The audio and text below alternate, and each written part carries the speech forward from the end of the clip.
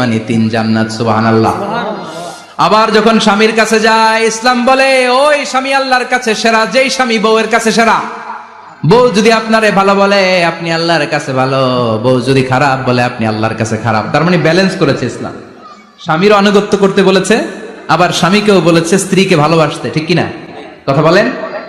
এবার আরেকজনের স্ত্রী, ইসলাম বলে তোমার হাত যদি বউয়ের হাতের সাথে মিলাও, 2 হাতের সগীরা গুনাহ মাফ করে কে? স্ত্রীর দিকে যখন তাকাও, তোমার চোখের সগীরা গুনাহ মাফ করে কে? প্রতি মাসে মাসে স্ত্রীর কাপড় চোপড় আর কসমেটিক্স কেনার জন্য যে টাকাটা দাও, এই টাকাটা সদকা হিসেবে কবুল করবে কে?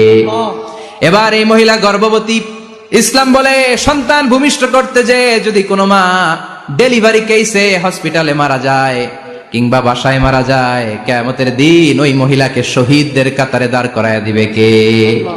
বাচ্চা ভূমিষ্ঠ করতে যে শাহিদা